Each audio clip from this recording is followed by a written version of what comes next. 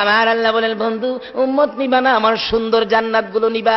আমার নবী জবাব দেন, মাবুদ গো, তোমার সুন্দর জান্নাত দেখে আমি নবীর কলিজা ঠান্ডা হয় না, তোমার জান্নাত নিতে চাই না, আমার গুনাহগার উম্মত আমারে দিয়া দাও। আল্লাহ কয়, বন্ধু তুমি কোনো প্রশ্ন করবে নি? আর নবী কয়, আমি একটা প্রশ্ন করব তোমারে। প্রশ্ন উত্তরের পর্ব চলছে। কি প্রশ্ন? আল্লাহ আমার জন্য বলে সব বানাইছো? কয় হ। তাহলে মুসা নবীরে যে নীল দরিয়া বলে উম্মত সহ পার করে দিছো? কহ।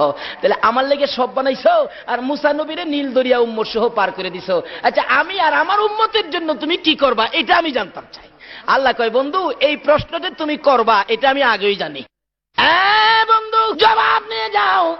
মুসা নবীকে উম্মত সহ নীল দরিয়া পার করেছি, তুমি আর তোমার উম্মতের কি করব? বন্ধু গো, মুসাকে নীল দরিয়া উম্মত সহ, তুমি আর তোমার উম্মতের দুনিয়ার কোনো দরিয়া নয়, কথা দিলাম তুমি আর তোমার উম্মতের আমি ফুলসিরাতের ফুল পার করে দিব। আমি এই নবীরে আমি একদিন একটা প্রশ্ন করব। মুসার এবার প্রশ্ন করবেন জিবরাইল, মনে মনে রাখলেন। প্রশ্নটা আদায় করলেন কোন দিন? যেদিন উহুদের জমিন কায়েম হয়েছিল। আমার নবীকে যেদিন দুইখান দান দান মুবারক ভেঙ্গি দিল, নবীজি মুখের মধ্যে হাত লাগাইয়া ডাক মারছেন, সাহাবীরা রে কে কোথায় আছো? আমি নবীর দুইখান দান দান মুবারক শহীদ হয়ে গেছে। আবার আঘাত করলে মাথার লোহার টুপি ভেঙ্গে টুকরা হইয়া মাথার ভিতরে ঢুকে গেলে মাথায় হাতটা লাগাইয়া ডাক মারছে, সাহাবীরা রে আমার মাথাও ভেঙ্গে গেছে। এই বলে আমার নবী মাথা চক্কর মেরে জমিনে পড়ে গেছে। তারপরও আমার নবীকে মারতেছে জীবনের শেষ বিদায় করে দেওয়ার জন্য।